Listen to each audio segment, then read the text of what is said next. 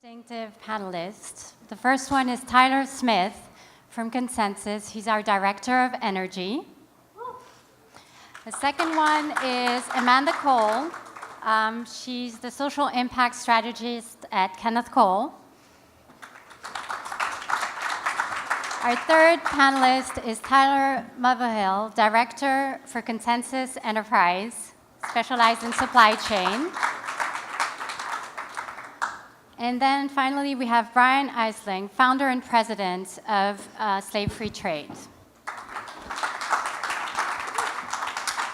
So today our panel is going to focus on supply chain and what it means to have a conscious supply chain. Supply chains all over the world have huge issues. They are creating slave issues. They have issues that we're going to talk about with our panelists. And we're going to just start for them to identify what are the main sustainability issues that you have found in your business in supply chains. All right, I'll kick it off. So in the fashion world, the biggest, I actually don't know what the biggest would be. It's all of them. So it's your environmental impact, and it's your social, your human rights issues. Those are the two main, main buckets. And then, of course, I think tertiary would be the, wasted or economic efficiencies that could be found. But that's really, more a payoff versus the just the risks, which are your human rights violations and environmental impacts. So I'm with Conscientious now, but I just left. I just barely left as head of blockchain at BHP Billiton. If you're not familiar with BHP, that's okay. It's not very well known in the United States, but it's the largest mining company in the world. And we instituted a blockchain solution for supply chain, the first production-grade supply chain solution with a blockchain for oil and gas.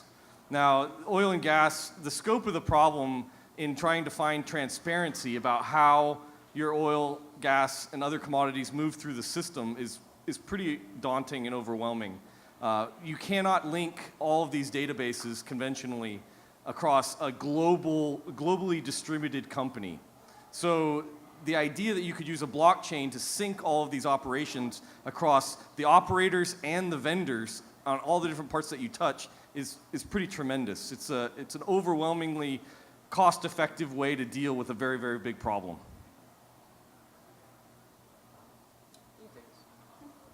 So, thanks for the question. Conscious that I'm very much the odd person in the barrel. My background is not supply chains, but rather I'm an ex-federal agent specializing in counter-organized crime and counterintelligence. So, I come to this from the position of having been in the field looking at slavery wherever it occurs for at least the last 17 years. And I've been in the mines, the brothels, the fishing fleets, and seen the face of trafficking and the face of the opacity of supply chains and what happens in the darkness of supply chains. So when we hear businesses, for example, talking about, well, we only do the first tiers of our supply chain, tier 1, tier 2, after that it's untraceable. Well, I've been in the area of untraceable and I've seen the face of untraceable, the 12-year-old boy with the bullet in the head. So slavery occurs in the darkness, and the responsibility that we are talking about in ethical consumption and supply chains is about trying to shine a light where slavery occurs.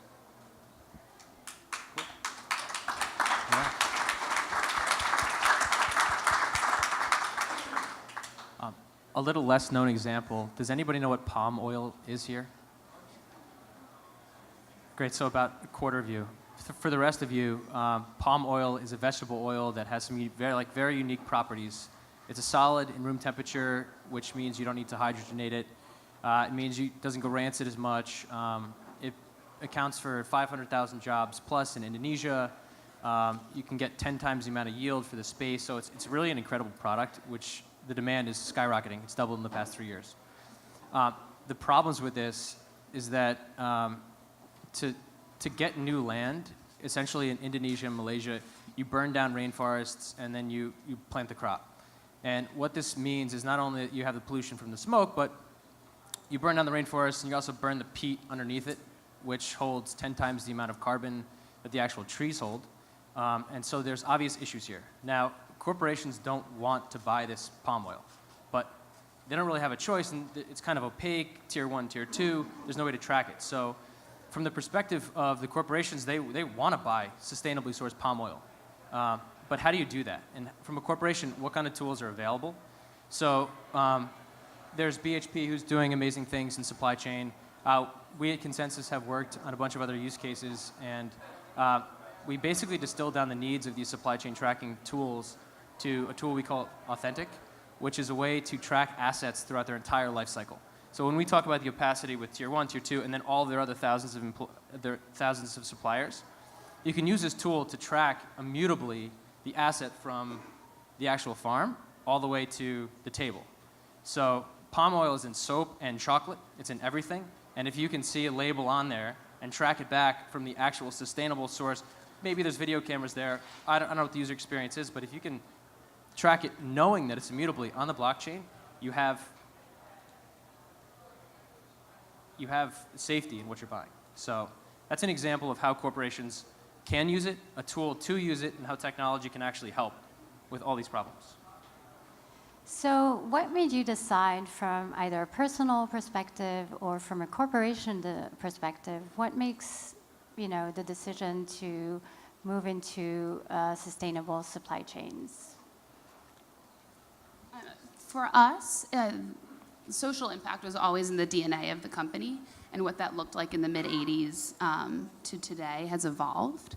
And the consumer demands more, our associates demand more, and our business demand more scrutiny and transparency in our social impact operations, not just what the brand stands for in the community. So it's really like you don't have a choice. I mean, from a risk perspective, some of your largest risk items are in your supply chain, and also your customer wants it, and your associates, want to know that your company is putting in like a really authentic, thorough effort. I think the drive to find more efficient ways to do things is that's the drive of every company. But behind so I'll speak for the energy industry, which a lot of times is maligned, and sometimes very appropriately. And I'll actually probably talk about an example of that later on. But the idea that we should be doing things sustainably is a common goal. So let me just give you a little bit of a personal note. I went and did a PhD in geophysics at Rice University. And when I decided to go to an oil and gas company, I told all of my friends from school that I was going, and they said, "Why in the world would you do that? You're going to work for the enemy. Don't you love the earth?" Right? And I said, "Yes, I do love the earth." And then one of my friends said something really profound. He said, "I want you to go work at an oil company because I want to know that people like you who care about sustainability from mining and from oil and gas and other natural resources, that you're going to look for solutions with which we can create more sustainable supply chains and other types of operations." And that's exactly actually what I did. After working in the company for 8 years, I was able to tell them about blockchain and say, "Listen, we should implement this because this will give greater transparency to our stakeholders. This will allow regulators and the communities in which we operate to look into our operations and know that we're trying our best to be safe, to be sustainable." And I think that's really, really important. No, go ahead. Okay, I'm going to stand up for my response to this, and I hope that's okay with everybody. So I mentioned before one of the driving forces for me was switching from counter-narcotics and counterintelligence. One of the reasons for doing that was because I saw the face of the victims of trafficking. You can hold that one. So I saw the face of the victims of trafficking. I saw when I was posted, I was working in China, Mongolia, North Korea, and it's very hard to do with a microphone in my hand, but I'm going to do this. This is getting entertaining. This is getting entertaining, yeah. But what I want to do is demonstrate something to you that I hope you'll find is useful. And my drive, my motivation came because I've seen the face of human trafficking. I've seen, as I said, the 12-year-old boy. Heyo. Didn't you say we weren't allowed to take our clothes off on I here? didn't know. Didn't we talk about this beforehand? We just talked about this. You didn't talk about this, did you? Don't say swear words and don't take your clothes off. I think that we said that. My mother always told me never take your clothes off in front of 500 people. But I'm gonna. My goodness. I just can't get the button. I know with one hand. You started. You are going to take that? Oh, I won't take that. No. No, but my point is a serious one. I've seen the face of I've seen the face of human trafficking and slavery. I've seen what traffickers do to slaves, and we're talking not about a small number of people. We're talking about 45 million people in slavery, and when I talk about slavery, I'm not talking about a bad day in the office. I'm sure I've got a button here somewhere. Tyler, help him with that. I'm not talking about a bad day in the office. It's not being yelled at on the job. Slavery is human subjugation. Slavery is human subjugation. And there are 45 million people suffering and dying because of the things that we buy. And we as consumers have an opportunity to make a difference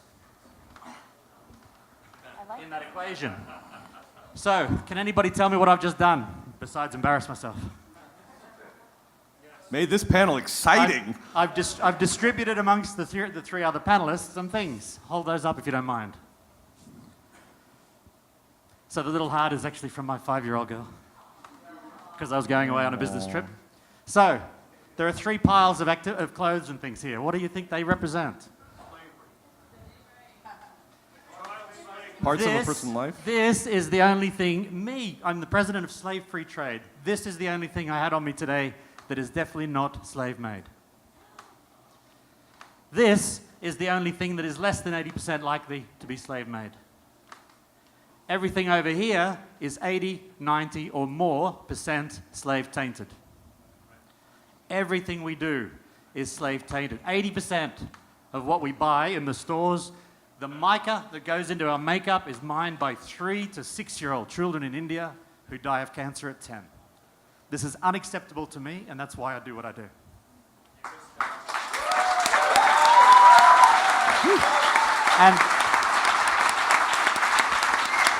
And I do love New York.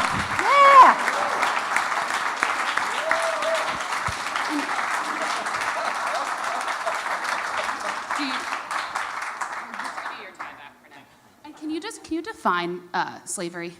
Because I think that's something that people don't always understand. Well, there are, for slave-free trade purposes, we talk about modern slavery, and there are 4 conditions that we have as red lines in our modern slavery definition. Forced labor, child labor, human trafficking, and slavery, the old content of slavery under the United Nations Convention on Slavery. So that is total human subjugation. So the red lines that we have that give us the 45 to 48 million people in slavery is not about the people who are even in actually quite dire circumstances. There are hundreds of millions in more dire circumstances in grey zones that exist outside this. The 45 million is very much hardcore. They are the 6-year-old children who are mining the cobalt that goes into our smartphones. They're the 3-year-olds that are mining mica in India. My shoes, for example, is a great example. Full leather uppers made in Italy. I would have thought they're nice shoes. They're actually my only business shoes. I'm not a very rich guy. But the leather uppers on the shoes are tanned in India by children. And they're up to their elbows in tanning liquids, and many of them will die of cancer at a very young age. To me, that's unacceptable. The thing that's missing from the equation is information at the consumer, for the consumer at the point of sale. So slave-free trade is putting a logo on products on the shelves so the consumer goes in, sees 2 white t-shirts, one is labeled certified slave-free by us, an independent NGO. And the consumer can then choose to buy the white t-shirt, whether it's slave-made or slave-free. The evidence we have suggests 2/3 of people will buy the certified slave-made. 1/3 won't, they're a problem, but 2/3 will. So that's the definition of slavery for us, those 4 conditions. Thanks, Brian. So we see that it's complicated for the companies to manage their supply chains. So what has been the current solutions that they try to bring with the traditional management of their supply chains, and what is the solution that blockchain brings? What is the innovation that blockchain can bring? Because it's hard. Like, it's not like the companies are not trying to manage their supply chains. What are they currently doing, and what can blockchain, what's the innovation that blockchain brings? Yeah, I think I could take this one. A little less. Get off. Come on! What we're seeing from a corporation standpoint is the fact that buyers are demanding it, and sellers want to unlock value. So there's the risk part, which Amanda touched on, but there's also the opportunity part where you have a commodity product that essentially, like the vegetable oil example, it's one of the largest traded futures commodities out there. So if you have a commodity that you can then label sustainably sourced or slave-free, you can actually unlock value there. So companies are taking it from the risk side and also the opportunity side, and sellers are responding. So we're seeing a demand in the marketplace. So the question is really, what are they doing now and what can blockchain help with? What they're doing now is it's mostly duct tape solutions, but they're looking for other solutions. So we get calls daily about what can we do? We hear you have a product. Can you show it to us? And the response has been overwhelmingly positive. But really, what can they do in the short term? Experiment, figure out how to use it. That's a suggestion. And then work their way up to total supply chain domination. That's what we're seeing in the market. So I can talk to this at like an incident that I think everyone here knows about called the Deepwater Horizon, right? A movie came out. I lived through that portion in the oil and gas industry when BP and their partners were struggling on the catastrophe that was happening, and then the fallout afterwards about analyzing the current methods that we have within companies to track decision making, which is not often something we talk about in terms of supply chain. Yep. You know, decision management is actually a supply chain issue. Who signs off on what when, and then who does it go to, right? And what information do they have to make the decision? And what information did they have at the time? So if you followed any of that with the Deepwater Horizon, what you'll find out is that the government had to claw through about, I think the end result was like 13,000 emails, and there was like, you know, hundreds and hundreds of documents of like PowerPoints or Word documents where they were trying to investigate as to what did they know when they made a decision, who made the decision, so time stamping between documents that are not well organized and the emails that were associated, text messages that were associated, right? And at the end result, they had to come forward with some suggestions about how to change the safety protocols imposed upon oil companies that operate in the Gulf of Mexico and other places, right? The whole goal was to say, how do we make this safer? And what happened out of that is pretty tremendous. Tremendously good and tremendously bad. So what they did was impose a tremendous amount of new regulations. So for instance, one of the things, there was a lot of things that went wrong on the Deepwater Horizon that caused the event, right? A lot. One of those events, which is like very simply identified, is that there's a tool at the bottom of a well called a blowout preventer. They call it a BOP. And that blowout preventer, upon there being a massive pressure reversal, which is what happened, it's supposed to close what are called the ram shafts. So it's supposed to pinch the well and close it off. And it's supposed to be able to do this within 3 seconds. On the Deepwater Horizon, it hadn't been serviced, the BOP hadn't been serviced for some time, and it tried to close after 4.5 minutes. All right, so one of the things that they had to do was they had to say, okay, after every single well, you should have to go service and certify your BOPs, your blowout preventers, right? And what's interesting, this is the interesting part. A company will go out and drill a lot of wells, right, in a year, right? They have to go and they have to get documentation from a vendor that the recertification happens. They have to take the entire piece apart, reassemble it all together. This is way more than a vendor would ever tell you you need to do, but now it's imposed by the US government. And then you have to have documentation that amounts at the end of the year, so you don't submit this immediately. You submit it at the end of the year in a tome that's like this thick if you were to print it off, right? And you submit this to the regulator and they have to somehow claw through that to make sure you are compliant, right? That all goes away if we can be communicating on a blockchain in real time with regulators, right? We can actually have the vendor that's doing the recertification just upload exactly what they're doing, digitally sign it, and allow regulators to participate in real time with oil companies that they're following procedures that will make it so the Deepwater Horizon doesn't happen again, right? That's the level of optimization that blockchain can bring to processes which have become so onerous that oil companies will employ dozens of people to comply with one new regulation. And while that creates jobs, those aren't the types of jobs I think anybody wants. Amanda, do you want to? So, I mean, ultimately, like, the way it's done is, hardly anyone owns their factories anymore, especially, individual brands, private brands especially. So you have each factory having to submit their own paperwork, abide by, you have to educate in each factory as far as, like, what are your standards? How are we going to do this? You have to have agents come in. You have to then have agents to check the agents ultimately. And then, you have, dozens of factories, even when we just cut our factories down in half in the last 2 years, and we still have too many factories, to be able to really comfortably be able to say that we can manage this without someone full-time managing all of the people from then the different factories who are managing it.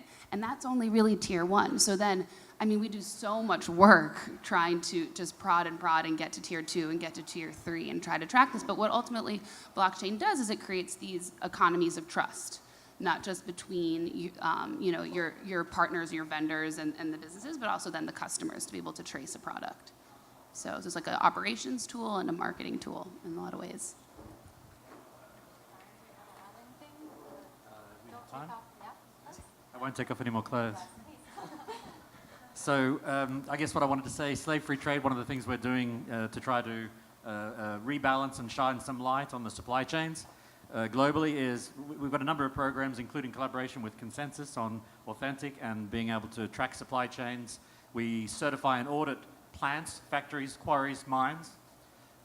We lock that information into a blockchain registry, communicates it all the way through to the retailer and the consumer. So you can walk into a what do you call it, Barney's, or Barney's is a store here, right? So you walk into your Barney's with an augmented reality thing on your phone that says where the slave-free products are, for instance. Big missing gap is being filled with such technology. And we're also looking at, for example, digital currency for social impact, modeled on, in particular, earning Ether, as an example, earning Ether for your social good actions as a company, so that you can then go and trade on those social good dollars. You can go to the banks and the insurance companies that are part of our global alliances to try to encourage business to clean their supply chains. You can take that digital currency there and you can bank it, or you can get cheaper supply chain risk insurance, or you can get better access to credit. So I have a last question for everyone. You have a room full of influencers, leaders, innovators, entrepreneurs. What is your key message for everyone in the room? What can everyone do on an individual basis or as a leader of their corporation to advance the cause of the supply chain and the sustainability of the supply chains? We can go down the line. Yeah. I can start. So one of the things I'm quoted as saying, this was a tweet, that got me into trouble when I was at BHP because I wasn't allowed to talk about anything, but I tweeted this. I said that supply chains are going to overtake mainstream finance in the implementation and productization of blockchains. And at the time, I caught all sorts of grief. People were just lambasting me on Twitter. And what's interesting is that has already come to fruition. So if you're a decision maker and you want to know how you can implement a blockchain within your sphere of influence, I highly recommend you start looking at things like supply chains, and you start asking to look at tools like Authentic that Conscientious is developing, because these types of tools are getting to the point of maturity that you can bring them into your shop almost immediately, right? It's not like when I was building the BHP first example in the world, right? Where there was a lot of work we had to do to get it to the point of going to production. These things can go into production much faster than what you think now. And if you run a small business or you run something, just ask to start looking at some of these tools, and I think you'll be surprised. I was just going to say, make it what you do. Don't make it another strategy, sustainability. Make it your core strategy and look for these solutions that have, just shared value across the chart and on all you do. I would look up at the lights above us, the decentralized lights above us, and follow their example. And I would say to the executives, to quote Bob Dylan, I can do it. Times are changing. Can I have 2 points? Yeah. I mean, we have 4.5 minutes. You only have 2 left. Yes, exactly. It's true. So, my first point is that one of the missing link I said is the consumer in the equation. The consumer has never really been invited to the table by getting the information they need about slavery occurring in supply chains. The consumer has all the power in this equation. It is easy to get overwhelmed by 45 million slaves, people dying left, right, and center, cancer in children. Very easy to be overwhelmed by that. The appropriate response is not to be overwhelmed, but to think as an individual, what can I do about that? As an individual, you can start with your buying choices. As a consumer, you walk in and ask, is that shirt slave-made? Is the tie that I'm going to buy my father for Christmas a slave-made shirt? And if it is, don't buy it. And if they say they don't know, that's not good enough. So you start with those questions and things start to change. Transformative technology like Ethereum is going to do amazing things to eradicate slavery from supply chains. They're going to help us lift 40 million people out of slavery. But that transformative technology is almost useless when we're talking about social problems like slavery, because it has to go hand in hand with a wave of human consciousness. Those 2 things must go together, transformative behavior and human consciousness, and that starts with the consumer.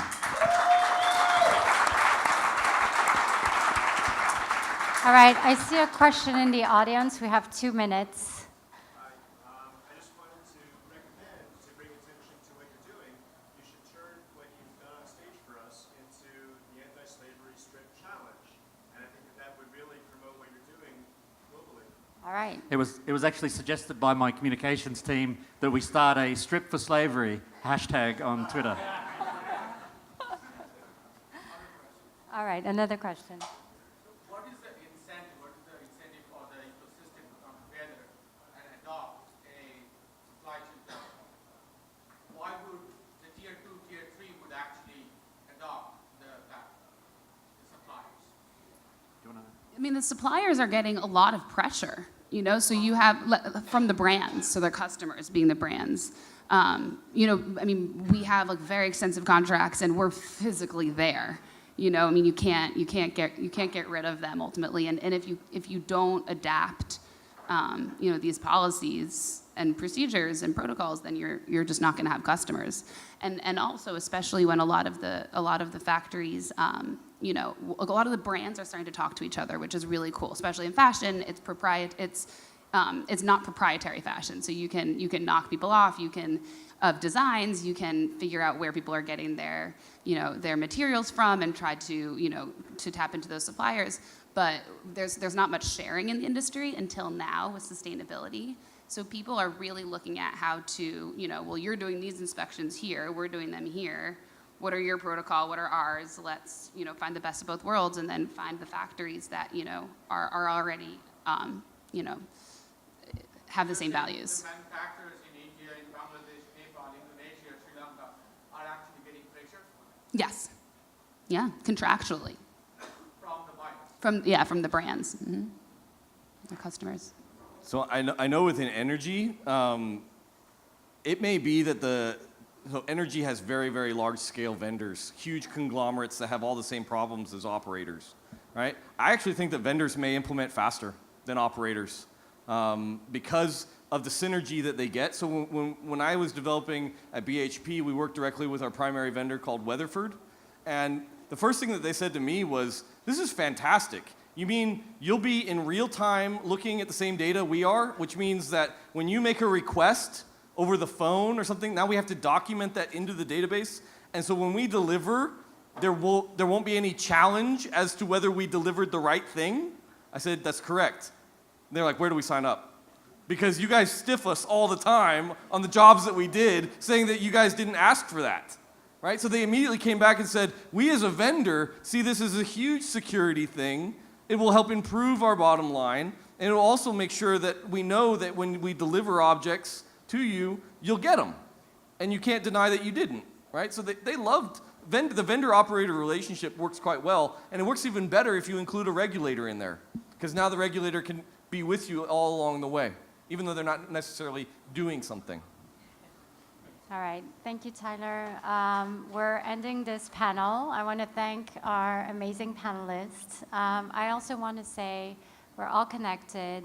We're all allowed to ask questions and challenge the status quo and move our world to a better place. So thank you for our time today.